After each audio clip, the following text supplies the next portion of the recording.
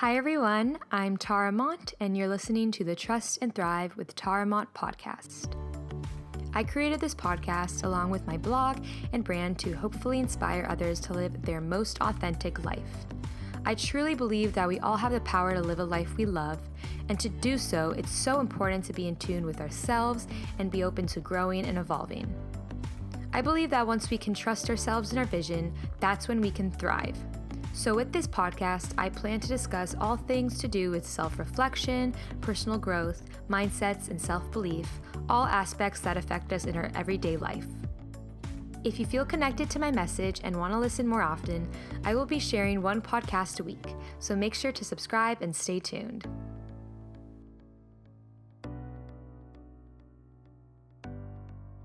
Hello everyone, hope you're doing well. Before I get into this week's guest, I just want to express the importance, once again, of self-compassion. Just for me personally, I was so irritated with myself the other day because I recorded a live interview in person. I met with next week's guest about a week ago, and I forgot to turn the AC off in her office, so it's like very loud. And I was so upset with myself because I was editing it. And even though the content's great, she did an amazing job and I can't wait to share the episode, I was mostly just so frustrated with myself that I didn't mention anything. And I thought it would be fine, but it's okay. I'm just, I didn't think it would be that much of an issue, but it's okay. I think it's still going to be an amazing episode and I can't wait to share it next week for Valentine's week. So stay tuned for that one. Overall, I'm just telling myself to practice self-compassion because that's something I talk about a lot, but I forget to do it with myself. And we also have to be very patient and understanding and realize that we need to be our biggest supporters as well. Because if a friend came up to you and said, "Oh, I forgot to, this audio doesn't sound as great as I'd like it to, I'm feeling bad about it," you wouldn't say, "Oh, that was so stupid, you should have fixed it, what's wrong with you?" No, you'd be compassionate and you'd be understanding and kind to them and make them feel better. So obviously I learned my lesson. We live and we learn, but it's not the end of the world. And just a reminder that these little things won't matter in the big scheme of things. So with that said, I think this next guest really represents that whole idea of being kind to yourself. And if anything, empowering yourself to be the best version of who you strive to be. So this week we have Keah Brown on the show. Keah is the author of The Pretty One, On Life, Pop Culture, Disability, and Other Reasons to Fall in Love with Me. This collection of essays showcases the author's life with cerebral palsy and explores what it means to be Black and disabled in America. To give a little background on Keah before I discuss the book further, Keah is a journalist, freelance writer, and the creator of the hashtag Disabled and Cute. She has spoken about the hashtag and about living with cerebral palsy in Teen Vogue, Essence.com, Glamour, Harper's Bazaar, and other publications. She holds a bachelor's degree in journalism from the State University of New York at Fredonia and has a love for popular culture and cheesecake. She lives in Western New York with her family. In her book, The Pretty One, Keah muses on popular culture and media, family bonds, romantic relationships, and other universal human experiences. With wit and charm, Keah aims to shift the current culture and proper representation surrounding disability as she explores important topics in her life. It was honestly such a pleasure chatting with Keah. She has such a vibrant energy about her and she's just so positive and optimistic. It's so contagious. So I love chatting with her. We talk about many misconceptions on what it means to be disabled and how the media portrays disabled people in usually a very dark, negative light. And Keah really does an incredible job with her work through this podcast interview and her book and all that she does of providing more light to the subject and a more positive outlook. Keah does an incredible job at changing the narrative behind that. And so one thing that really inspired me about her too is that she really believes in owning your story, and she lives an inspiring life by just being so authentic to herself. So I am so thankful to Keah for being on the show. I can't wait for you to hear the interview. So with that said, I keep talking about it, but let's get right into it so you can also enjoy the bright light that is Keah Brown.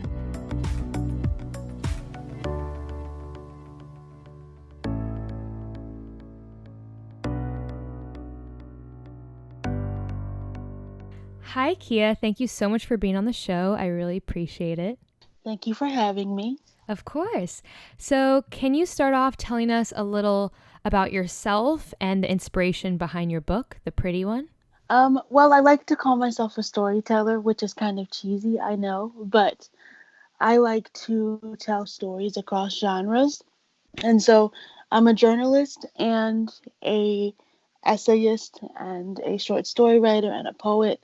For me, writing has been a place to find myself and find my voice and also get to know other people.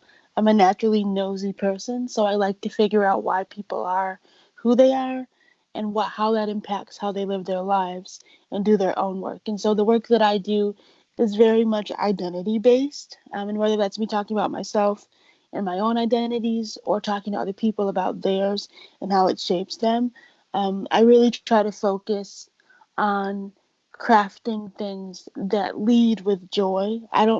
I try my hardest now not to sit in trauma or, think about pain as the center of everything. I try to lead now with joy, but that's just through my own sort of process as a writer and a person and my own sort of growth in that way is that I just try my hardest to create things that people can leave feeling good after they've read them.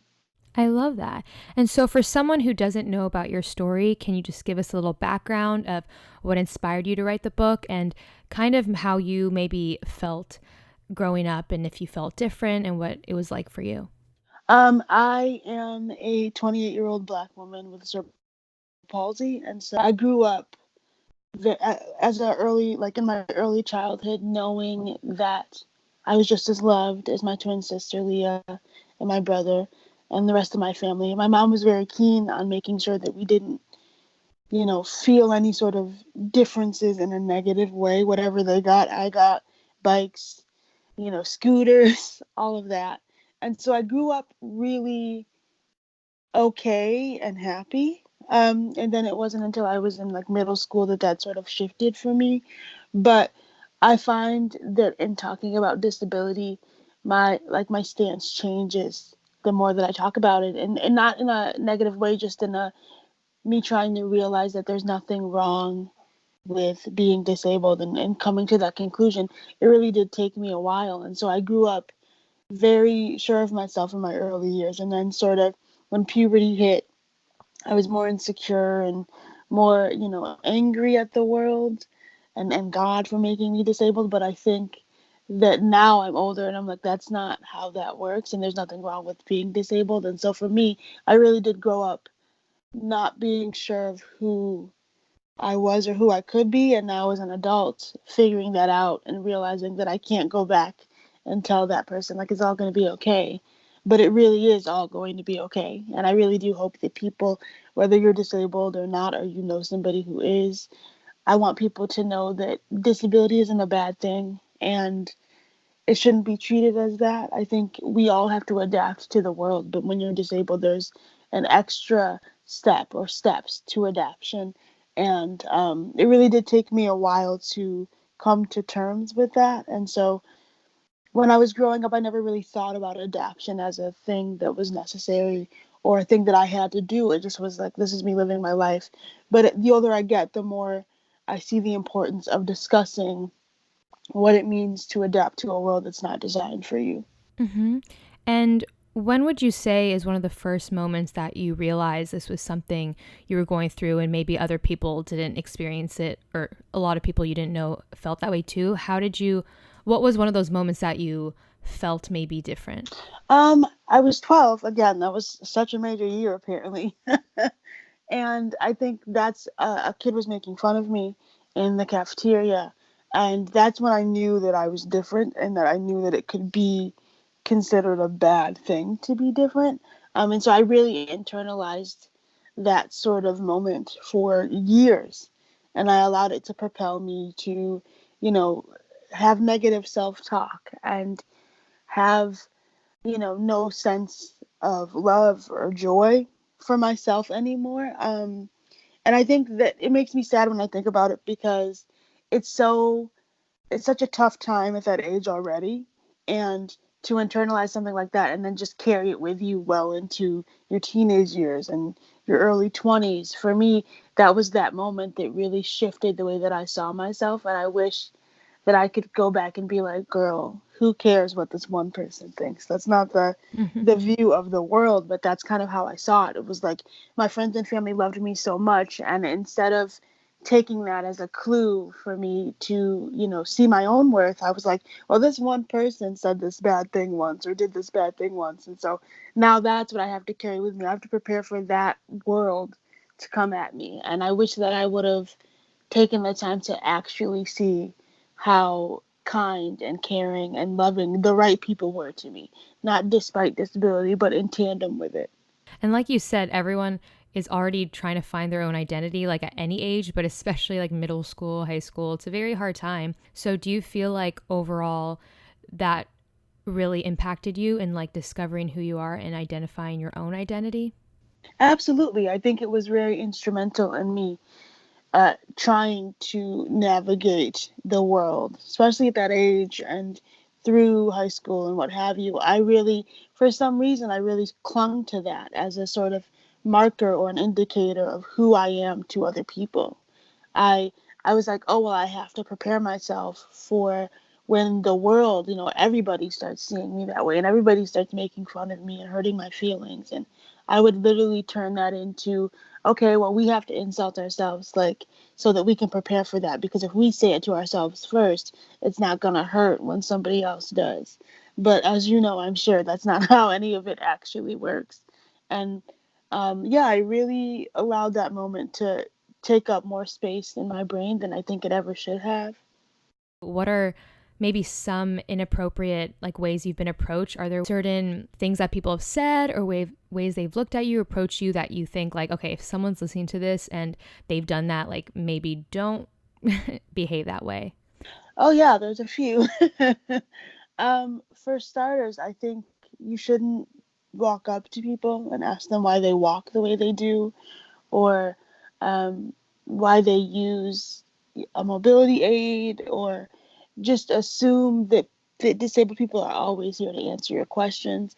I've had people ask me about accidents, like, oh, what accident were you in? Why are you walking like that? I'm praying for you. I don't know what's wrong with you, but I'm praying for you, which I get because again, I believe in God. But I also feel like I don't need you to come up to me as a stranger and remind me of my otherness and saying that, oh, I'm praying for you to be healed because there's nothing wrong with me in this body.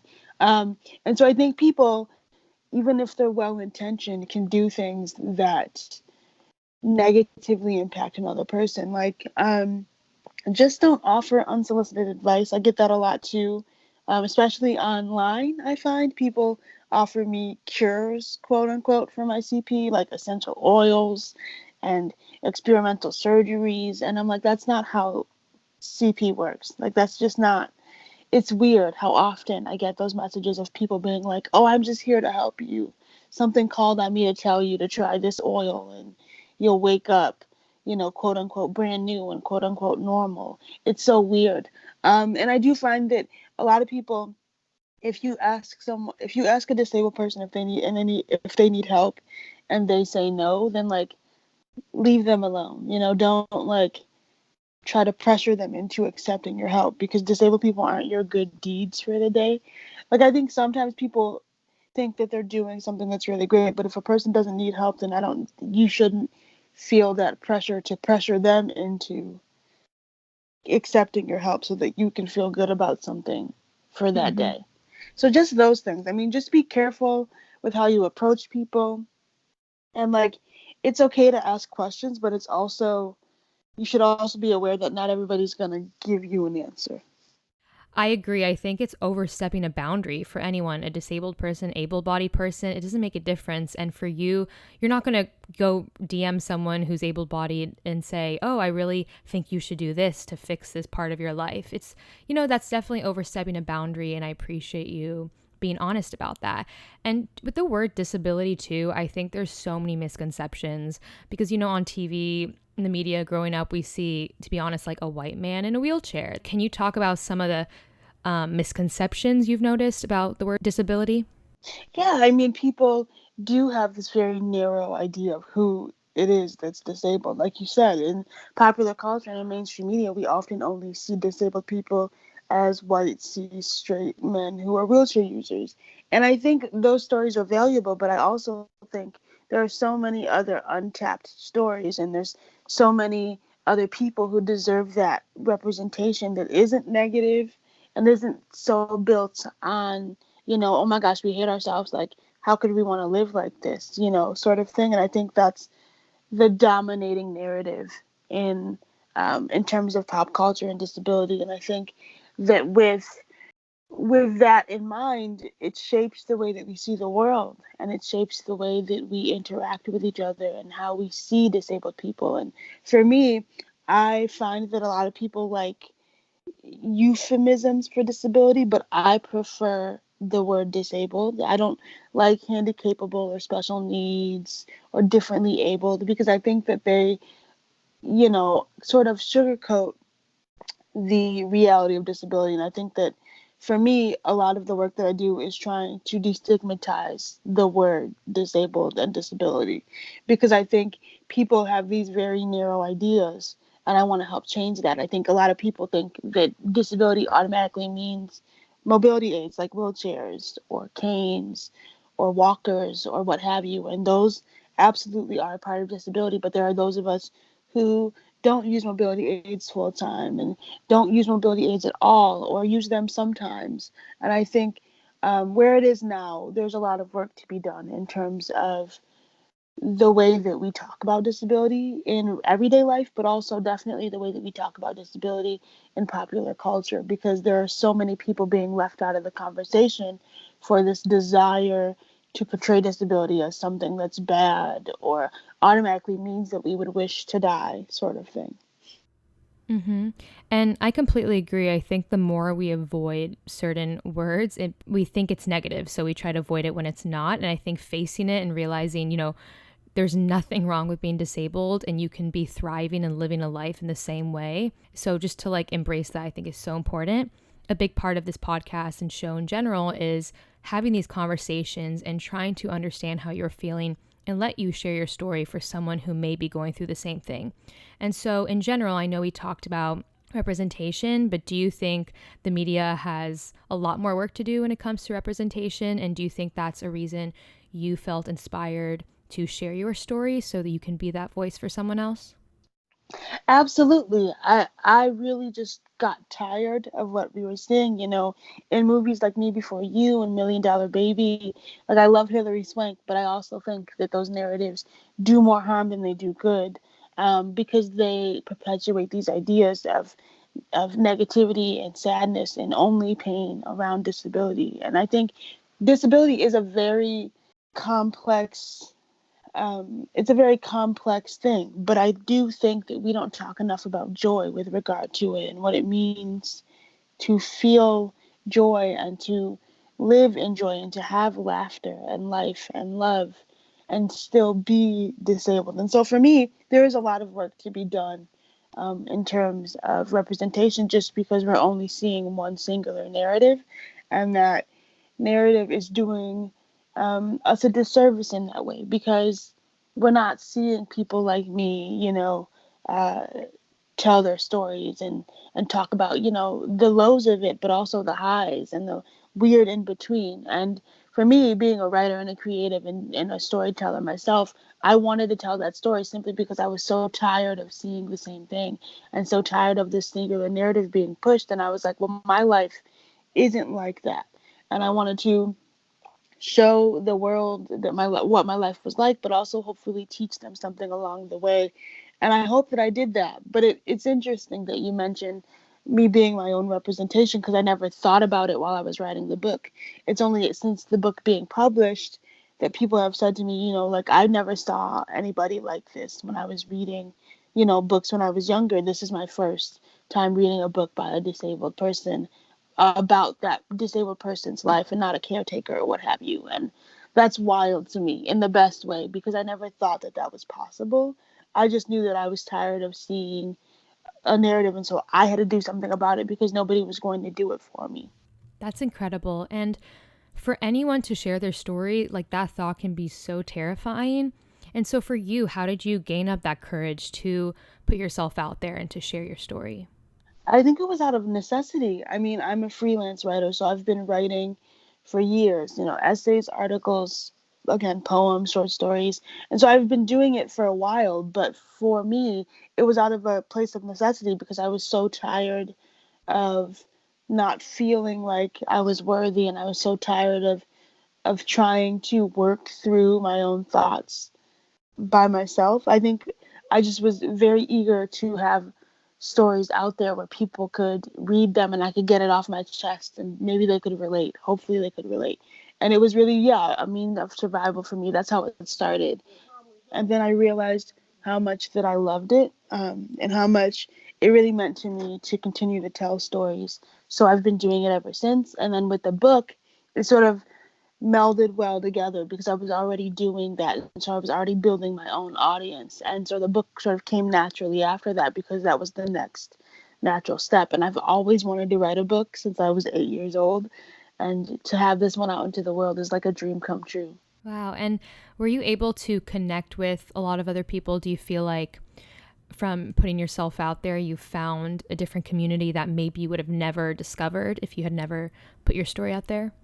Absolutely. I mean, I always say that even though Twitter can be a cesspool, it's really great for the community that I've created and the community that I've found. For me to learn to love myself was really only possible because I learned to love, people in the disability community, my sisters, Melissa Thompson, Rebecca Coakley, Alice Wong. In learning to, in getting to know them and learning to love them first, I was able to also learn to love myself because I realized that there were people in the world who understood this specific aspect of my life in a way that nobody else had because they didn't really experience it. So, my friends and family, they love me, but a lot of them are able bodied. And so they didn't really understand that specific connection. And so for me to go online and find these people who do understand disability in the same way that I do was really refreshing. And it really allowed me to grow as a person.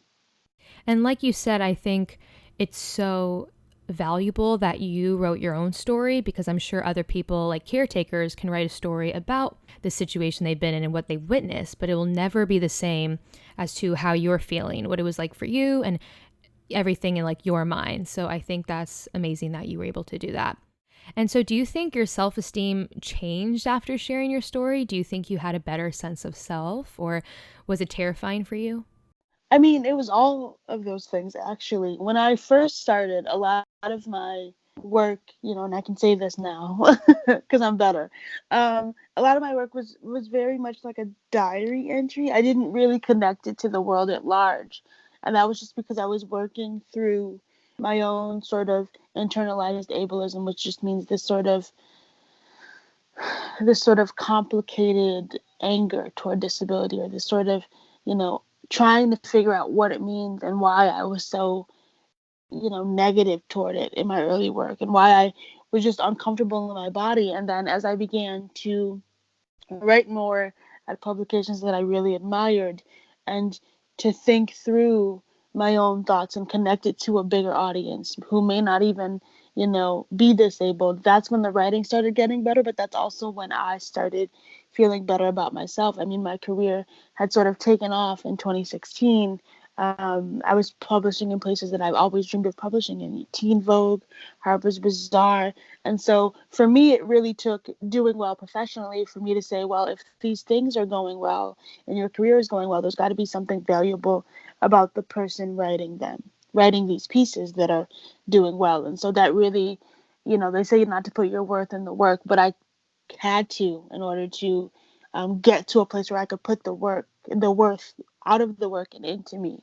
And that really began with me writing in really cool places and feeling really good about the work, even if I didn't necessarily feel good about myself. And then that came after the work started getting attention. And I realized that if that's valuable, so am I. And I have to find things that, allow me to feel that way all the time, whether I'm writing for these places or not. And I love that you talk about so many different parts of yourself. And I think it's easy for anyone, whether they do have a disability or not, to feel defined by a certain aspect of their life. And so for you, how are you able to realize that you are not defined by that one part of your life and that you are so much more? I think because I know that I'm a fully realized human being, which I think seems pretty obvious, I guess. But I think in knowing that I have other interests and that I care about other things allows me to be able to talk about them. So I love music and I love fashion and I try my best to write about emotions and all of these things that don't necessarily tie themselves to disability because I don't want to be pigeonholed. And I knew that from the very beginning. I don't want to be stuck just talking about one thing because I'm not just one thing. I'm a full person and I wanted to explore what it meant to be a full person and what it means to be me and so I was really very keen on making sure that the book in particular covered a wide range of things just so people can understand that just because you are in a marginalized group or you have something that's different about you than the average person like a disability doesn't mean that that's all that you are because the people that I know who are disabled are also into other things and they care about other things and it's like when I see them I don't first say oh that's my disabled friend. It's like, oh, that's my friend Alice. That's my friend Maysoon. That's my friend Valissa. Their disability is way far down the list. And it's not because I'm trying to ignore it, but that's just the reality is that we are more than what our outer appearances say about us. Or even if you have invisible disabilities, what disability often is an adaptation to life. It's not our life entirely. Yeah, and I think that's such a mature mindset because it's easy to play victim. It's easy to find anything in our lives that we kind of attach ourselves to and make a story around it and play that victim like this is happening to me. And the fact that you're able to say, I do have a disability, but that does not define me. And these are other qualities I have. And this is who I am. And I want to share my story to help people. And I just love that you have such a positive, optimistic look on life. And you really seem to be like you're in control of your life and that you want the best. You're not limited. And I think that's incredible. That took some time. Like I said, when I first started out, it was very much like this is the thing that's happening to me. Like my life sucks. How dare this be my reality? But when I started to finally feel good about myself and reach outside of those things, that's when I finally realized that like I'm much more than this disability, and not because I want to erase it or not because I want people to pretend that it's not a reality. It is my reality and I want people to acknowledge it, but it's also not everything. And so it definitely took me a while to get to that mindset, but I got here. No, thank you for being honest because I wouldn't imagine that right away. You're like, okay, cool, I'll work with this. Like for anything that happens to us in our lives, like, you have to go through that experience. And so what do you think helped you through that? Was it the people around you, your support system, or hearing other people's stories? I mean, what really helped me honestly was effort. I'm a big champion of effort, and I said 4 things that I liked about myself in the mirror in 26 at the end of 2016, and I just kept saying them every single day. And I was like, listen, I can't keep living, waiting I can't keep living waiting to die, and I can't keep living angry at the world and sad at myself for something that I can't change. And it really did take me saying those 4 things and trying every single day to enter each day with a purpose or to enter each day waiting to say those things just so I could get through it. And my family and friends were so supportive the entire way. And I didn't tell them what I was doing. I just did it in secret by myself because I thought it was like weird to announce it. So I just kept doing it and then it sort of stuck. And then it wasn't until I was writing the book that I even mentioned that I was doing the 4 things that I liked about myself in the mirror. But it really did change the way I saw myself. And it was nice to wake up that morning in February before I created the hashtag and realized that I was still feeling good about myself and that it was worthy of celebrating. It's hashtag disabled and cute. I love that. So what inspired you to start that? And like, what mindset were you in at that time? Were you feeling really empowered? Like what inspired you to start it? I was feeling really good about myself and really powerful and like I could take on the world, which again is, I'm so cheesy. Like that's my thing, me being cheesy. I really felt like this is, I'm the person that I've always wanted to be, and I never thought it was possible for me to be this person. I should celebrate that. And I just posted 4 pictures on Twitter and put hashtag disabled and cute on like February 12th, 2017. And I posted those things, and then I'm a writer, so I'm always on deadline. So I left Twitter, came back, it was trending, and then the week it went viral, and then next week we were global, and so it sort of took off really quickly. And I think that that's a testament to the desire for people in marginalized communities to have a reason to say, hey, I love myself just like this. There's nothing wrong with me. To declare that in their bodies just as they are, that they're enough. And for me, that's really what it did, was me just saying, like, I'm enough just like this. And if you like it, great. If you don't, then you can leave, and that's fine too. That's beautiful. And did you expect it to resonate with so many people, or like how did you feel when you saw that it was blowing up? I mean, I was shocked. I absolutely thought it was going to be like maybe 5 of my friends who used it, and I was going to be cool with that. I was like, listen, I know that my, sisters in the community will use it. I know that a couple of my friends will be like, oh, I support this.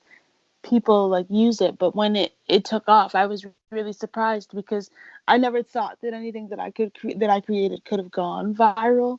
I didn't go into it being like, oh, I want this to be a thing that everybody, loves and adores and gets written about. I was just like, I hope you use it, and bye. And then for it to see it reach the heights that it has is amazing to me, simply because I never thought that it was possible. I never knew that it could reach where it was because I wasn't even thinking about it in that way. And I really do look at it as a place of community for people to feel like, they can learn to love themselves and start their own journeys and learn to love each other. And so for me, I like to go in and still like pictures and comment back to people, keep going. I know it's hard, and some days it's easy, some days it's just impossible, but as long as we keep trying, I think that's what's most important. And so for me, to have the hashtag as a place for people to come and go as they please is really nice.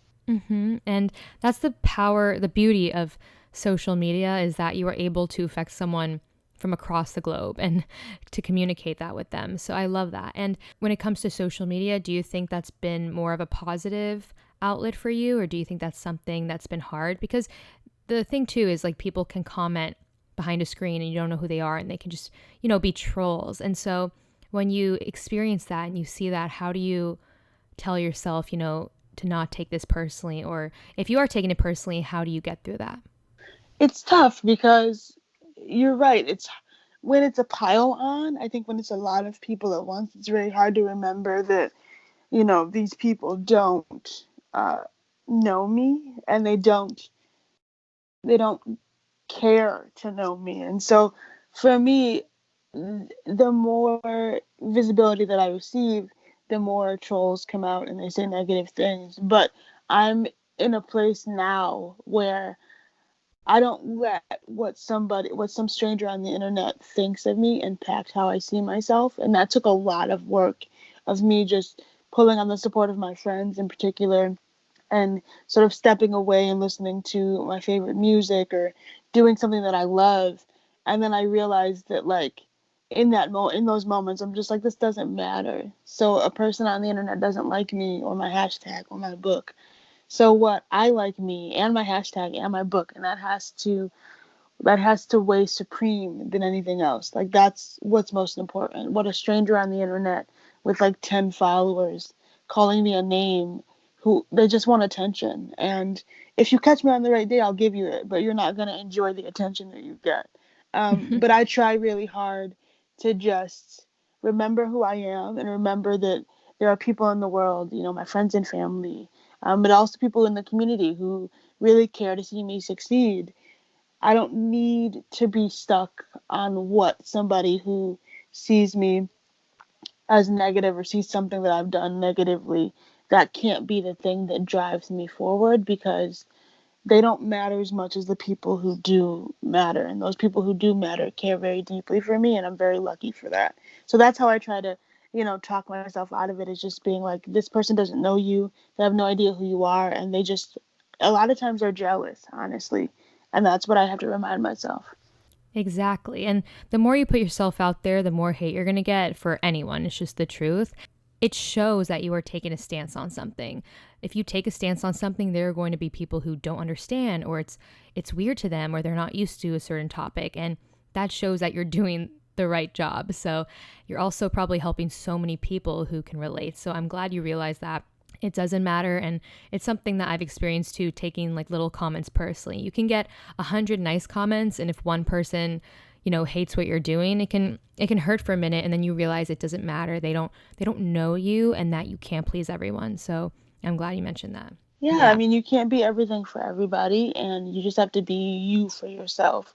And I mean, when the book came out, it was really hard at first because I was checking Goodreads like every 3 seconds, just searching for like what people were thinking, and I could see 100 good reviews, and then that one bad one, like, oh, I didn't get it, I didn't like it, and I would just let that sit in me, and I was just like, that's not healthy. So I try hard not to, like, my friends will send me the good reviews, and I'll just kind of take those in, and if it's constructive or something, then they'll send me those. But I also find that, like, I can't put so much worth in a review, which took me a second because this is my first book, it's my baby. So I care very deeply about how people are responding to it, but I also have to remember that it got a lot of, early love and praise from people that I really admire. And so if they like the book and I like the book, then that has to be enough. The fact that you mentioned that we can't put that much value in it, like, I personally really appreciate feedback and nice comments, but if you put so much value even in the nice comments, like, the negative ones will also affect you in the same way. So it's important to realize that no matter what, like, you can appreciate it, and feedback's so great, but those don't define you. And like you said, knowing yourself and being happy with your own work is what's most important, and also taking in that feedback, but not letting it define you necessarily. And so for someone who is, going through a hard day, maybe they're in a similar situation as you, how important do you believe it is to be patient with yourself on those hard days? It's so important because patience is the thing that will carry you through it. And it's hard sometimes because we can be our toughest critics. But I find that when I'm having a really bad day, and I like take a second to be like, okay, let me be kind to myself, and take a breather and find patience, is when I'm able to get through it. Because sometimes we just get so bogged down by the idea of needing to constantly be in motion and needing to constantly move and create and function in the world. But I think it's so important for us to also rest. And when I'm having a bad day, I allow myself the room to rest and not stress out about a deadline or something. I will email the editor that I'm working with, and I will say, hey, can I have like just one more day in extension? I'm having a really rough mental health day. And it really is about doing small things that allow me patience. So if I'm having a lot of negative self-talk, I'll just say, hey, that's not healthy. Let's instead of saying like, oh, I'll never be good enough, I'll just say, oh, I have room to grow now, and that's okay. And I'm just going to keep going and keep going until I grow.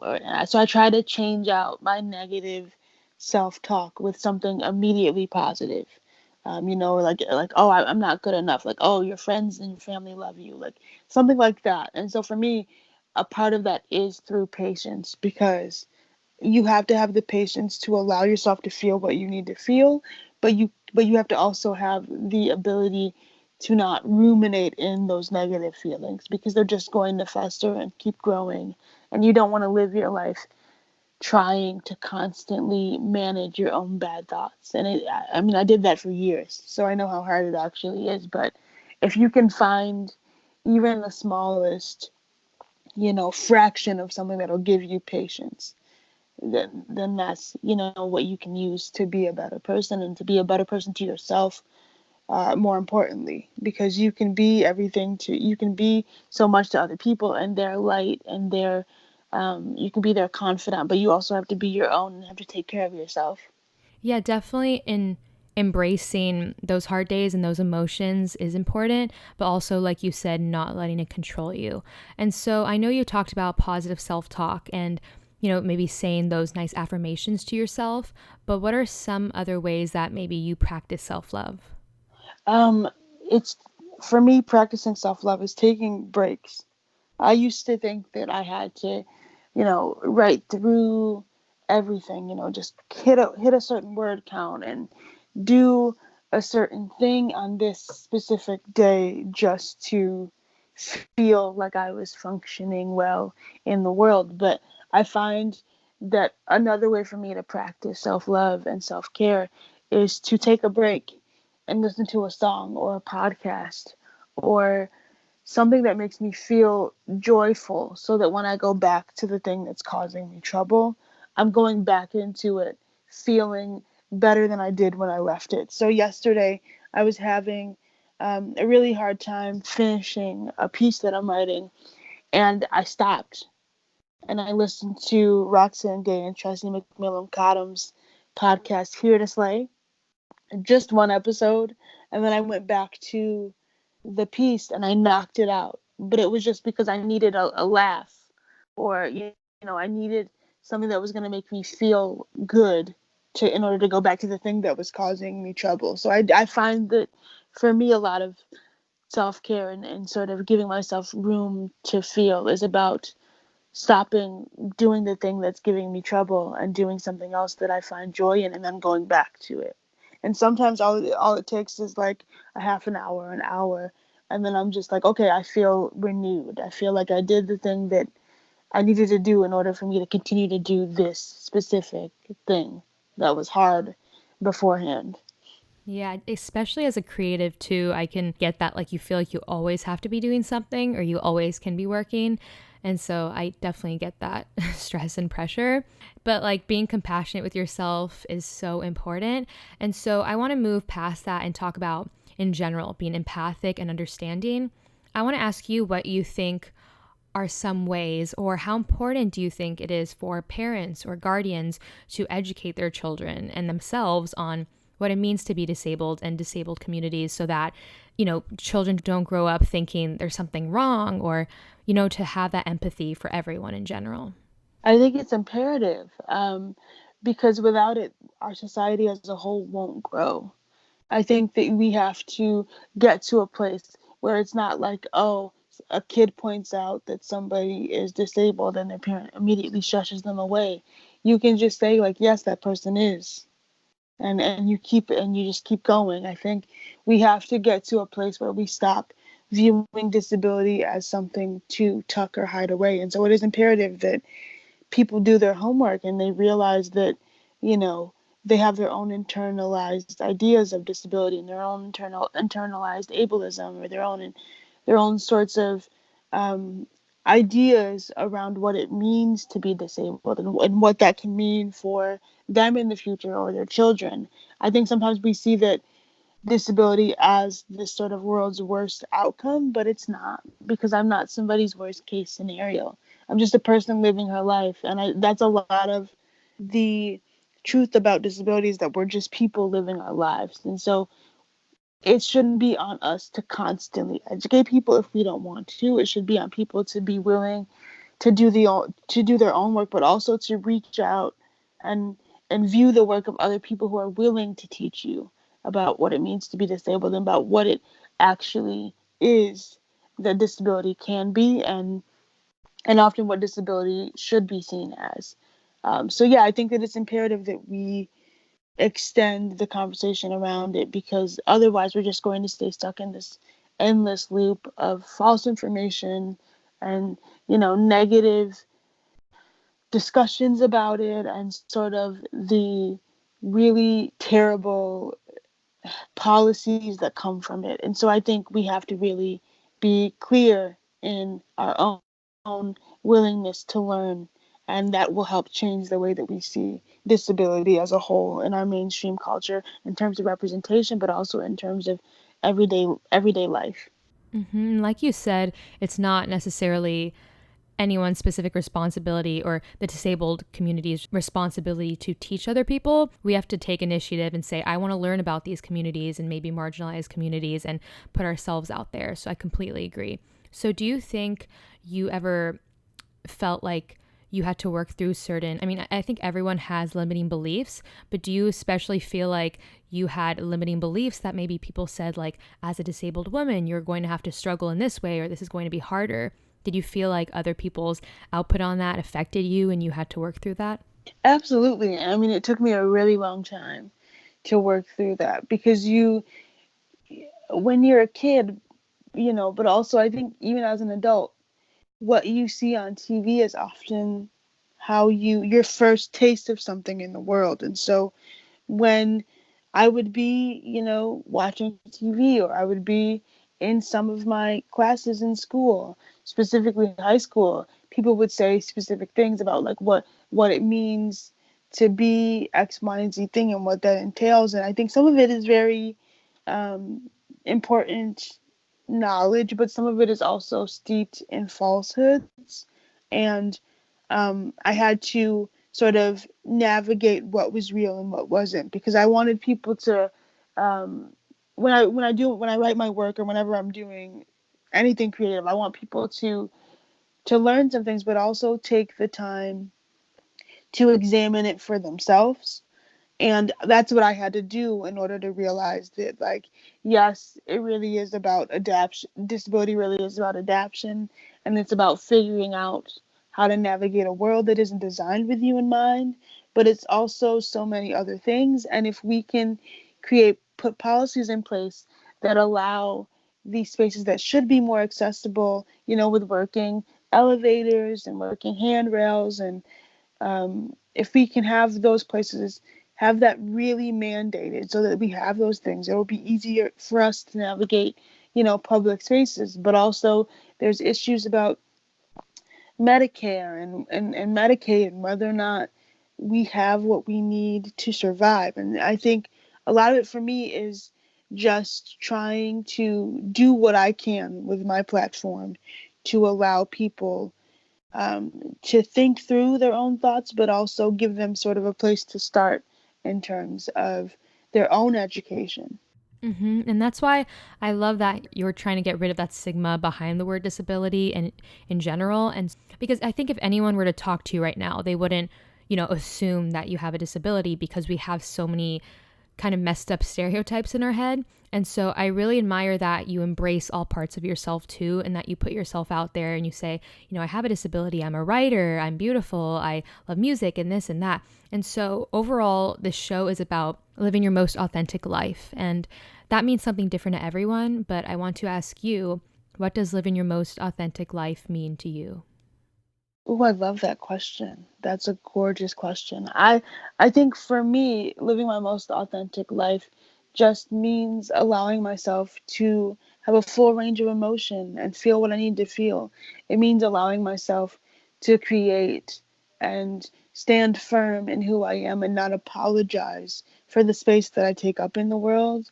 And for me, living my most authentic life means just doing what I love, whether that's writing books or, hopefully one day writing film and TV, and whether that means doing nothing all day because, I have achy limbs and something hurts and I just can't write.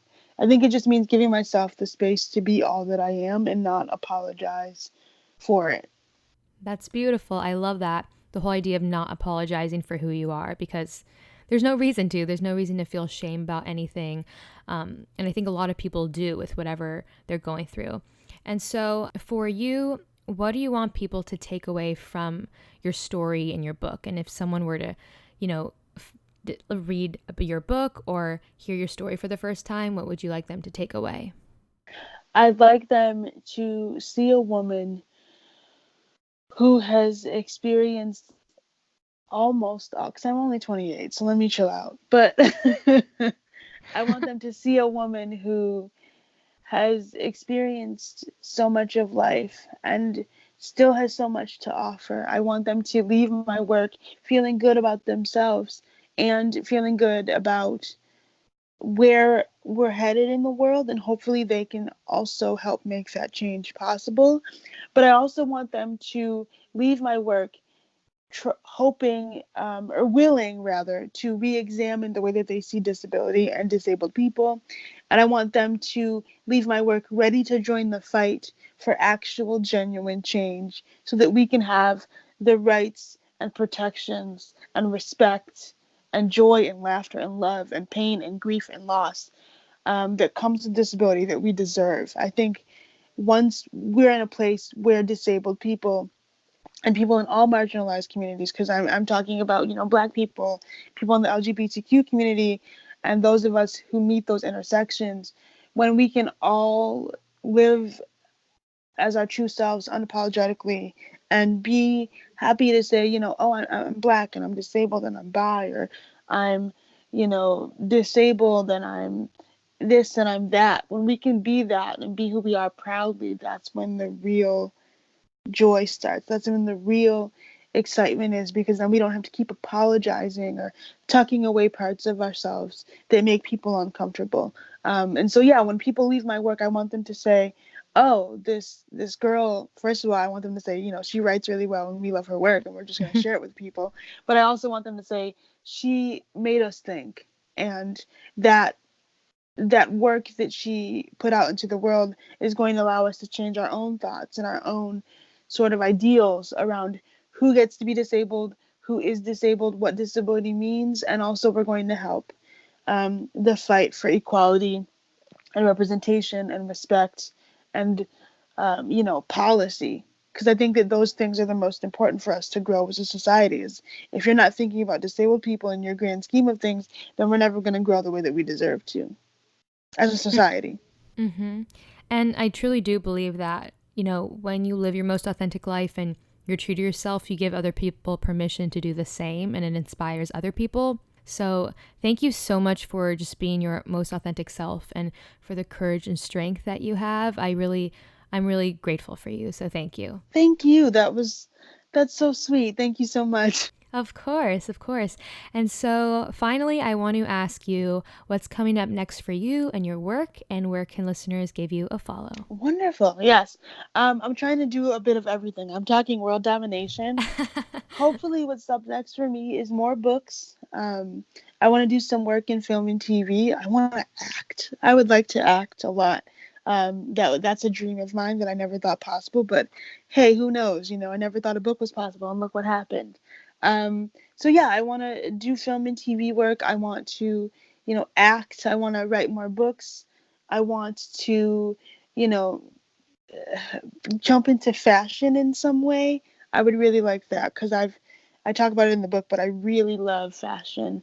Um, I want to write more cover stories for magazines. I want to talk more about music, do some more profiles. I really want to write more profiles and jump into film and TV and write more books and sort of take over the world. That's the goal. And then people can find my work at keahbrown.com, and I'm on Twitter and Instagram at Keah, Keah underscore Maria, Maria. Give both of those a follow. I use them both frequently and I really enjoy them. But yeah, you can read so much more of my work and also get a copy of The Pretty One. It's on sale right now. And you can get that at keahbrown.com as well. There's a little tab called The Pretty One. It's so cute. So definitely go get the book. And the best way to support me is to buy the book and read my work and share it with your friends and family and tell them to do the same. Incredible. Well, I'll make sure to include all that information in the description of this episode so people will know where to go for sure. So thank you so much for your vulnerability and for being here, Keah. I cannot wait to witness you thrive even more than you already have. Thank you so much for having me. That was a really great conversation.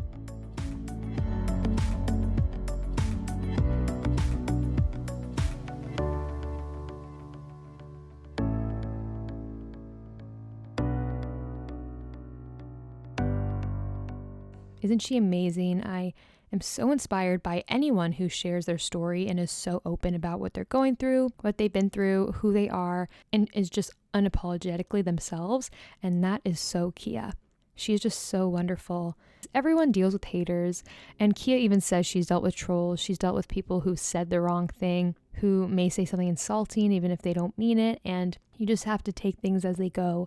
I think this episode really just spoke for itself. I usually give like a longer outro, but she just explained everything so beautifully, and I'm thankful that she lives her truth and for being such an amazing example of owning your story.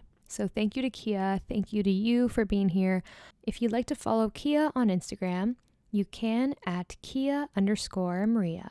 And she has a link on her Instagram with all the info, all the links to her website, keahbrown.com, and so much more, as well as her book, The Pretty One, which you can easily find online if you'd like to purchase it. I will include all this information in the description of this episode as well, along with my personal Instagram at Tara Mont, or the Instagram for this podcast at Trust and Thrive. If you are not up to date with the episodes, you can definitely check out the Instagram for kind of a summary of every episode with all the posts. But you can also listen to the episodes on iTunes, Spotify, wherever you're listening.